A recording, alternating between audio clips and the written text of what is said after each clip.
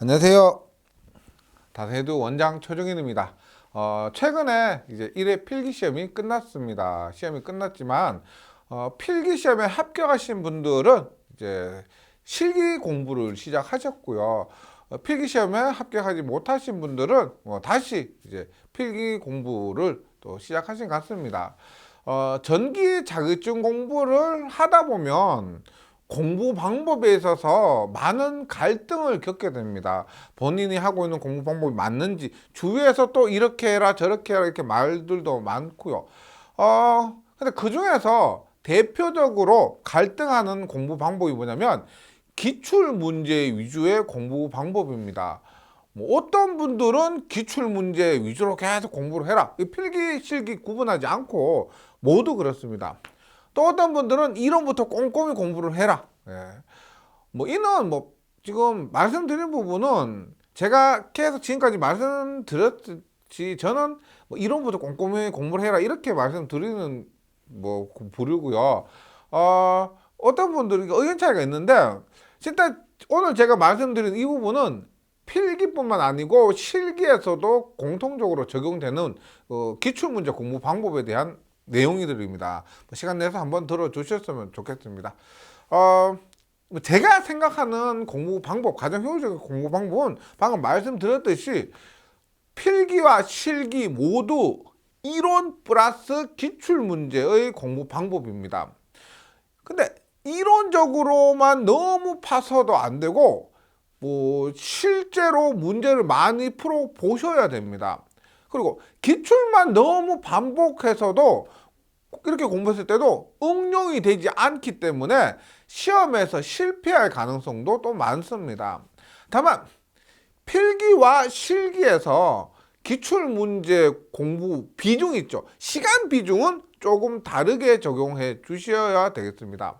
그래서 먼저 필기 시험의 경우를 말씀드리면 필기를 합격하지 못하신 분들이라고 가정하고 필기 시험에 대해서 한번 말씀드리면 필기 공부를 하면서 이론적으로 충분히 공부를 하시고 또 이를 충분히 이해하신다면은 기출 문제를 공부하지 않으셔도 합격할 수가 있고 그런 분들도 실제로 많습니다. 실제로 필기에서 고득점 하시는 분들 있죠. 뭐 85점, 90점 뭐 이렇게 넘기신 분들. 이런 분들 보면은 이론적으로만 깊이 이해하신 분들도 많습니다. 문제 보지 않고요. 근데 왜 필기에서 기출 문제를 공부하라고 할까요? 그것은 그거죠. 많은 분들이 필기에서 공부를 하는데 이해하는데 한계가 있습니다. 깊이 이해하기가 다소 어려운 부분이 있어요. 그래서 충분히 이해를 하면 되지만 그 이해가 부족한 부분을 그러니까 문제를 통해서 보충하라 이런 의미로 좀 받아들여 주시기 바라겠습니다. 또한 이렇게 보충을 하면은 문제를 통해서 이론이 부족한 부분을 보충을 하게 되면은 이론에서 공부한 내용들이 실제 문제에 적용되다 보니까 공부 효율도 높아지고 더 결과적으로 더 좋다는 것을 제가 지금까지 경험으로 알 수가 있었습니다. 그러면 반대로 기출만 공부하면 되지 않을까? 기출만 공부하면은 근데 이번 시험에서도 기출 문제만 공부하신 후에 시험에서 실패하셨다는 수기가 좀 많이 올라왔습니다. 그렇게 불합격하셨다는 수기를 많이 봤는데 가장 큰 문제는 뭐냐면 최근 경향을 봤을 때 문제가 그대로 나오기보다는 다소 응용되어서 변형되어서 출제가 되는데 기출 문제 위주로 공부를 했을 때는 응용되거나 변형이 되었을 때 그 응용이 어렵다는 겁니다. 보세요. 10개년을 10번을 봐요. 10개년을 10번을 보면 10개년이면은 뭐 1년에 300문제니까 10번을 보면 10번을 보면은 3000문제죠. 그런데 10번을 보다 보면은 반복되는 문제도 있기 때문에 10번 보고 나서 보면 100점을 맞을 수가 있습니다. 그렇겠죠. 똑같은 문제를 10번을 보니까 양이 많다 하더라도 100점 맞을 수도 있습니다. 하지만 기출 문제 위주로 공부를 하시게 되면은 이렇게 쓰면서 공부하는 게 아니고 그냥 문제를 보면 답이 바로 보여요. 문제다 형식의 공부가 이렇게 그런 식으로 흘러가기가 쉽다는 겁니다. 문제는 문제만 하는 거예요. 100문제 보는데 10분도 안 걸리는 겁니다. 네. 그렇게 되기 때문에 또 이렇게 하다 보면은 가장 큰 문제가 변형되거나 그러니까 조금만 응용이 되어서 나오면 요 정도는 응용할 수 있어야 되는데 너무 그런 식으로 하면은 응용이 되지 않기 때문에 그런 응용되거나 변형된 문제를 풀 수가 없다는 겁니다. 또한 필기 이론이 실기에도 영향을 미치는 겁니다. 그것을 위해서라도 그것을 또 생각을 했을 때도 절대 저는 제 기준에서는 절대 필기에서 조금 힘들 수는 있지만 문제답 형식, 기출문제 반복의 공부 방법을 좀 권해드리지 않고 있습니다. 제가 생각하는 가장 이론적인, 이상적인 이론 대 기출문제의 비율이 2대1이나 3대1 정도 되는 것 같아요.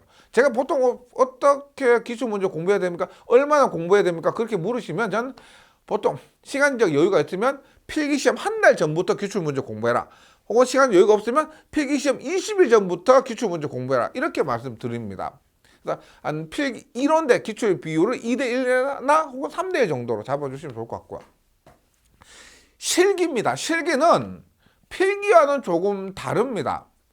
실기에서는 이론보다 기출문제의 비중이 훨씬 더 높아야 됩니다. 제가 권해드리는 이론 대 기출문제의 비율을 하면은 시간적 여유가 있으면은 3대7 혹은 2대8 이 정도의 비율입니다. 이론이 3, 기출이 7 혹은 이론이 2, 기출이 8 정도예요.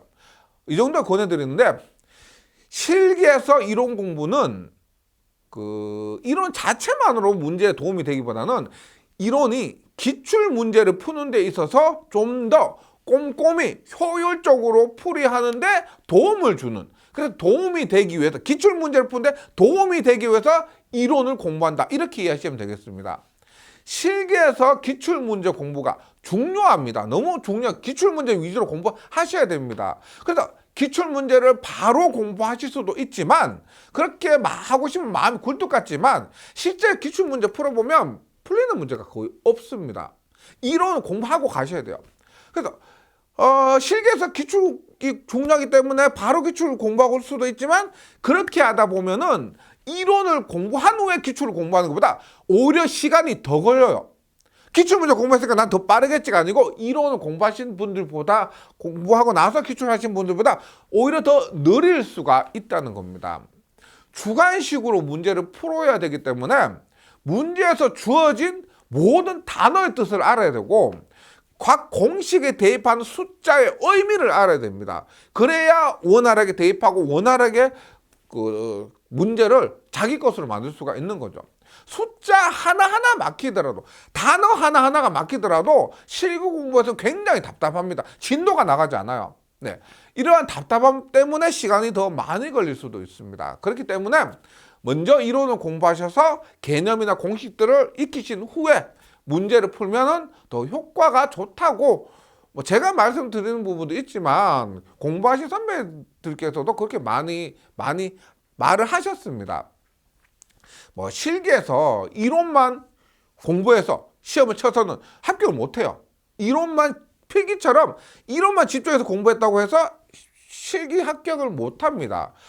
이처럼 이론과 기출문제 비중은 좀 적절하게 해서 공부하시면 좋은데 이론을 바탕으로 기출문제 공부할 때 그 효과가 더 배가 된다, 이렇게 말씀드리고 싶습니다. 제가 전기 자격증 공부에 있어서 자주 드리는 말씀이 있습니다. 뭐냐면 정석으로 공부하는 것이 제일 빨리 자격증을 합격하는 방법입니다. 남들이 말하는 이런 방법, 저런 방법, 이런 방법, 그런 방법 다 써왔자 정석이 제일 빠른 방법이에요. 어느 정도 공부함에 있어서 요령이 필요한 것은 맞죠. 요령이 있어야 됩니다. 그런데 전체적인 공부 자체를 요령에 맡기면 안 되죠.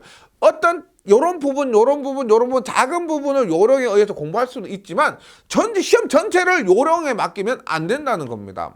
그러면 오히려 더 멀리 돌아서 가게 되고 오히려 더 시간이 걸릴 수 있다는 것, 이것을 좀 기억을 해 주셨으면 좋겠습니다.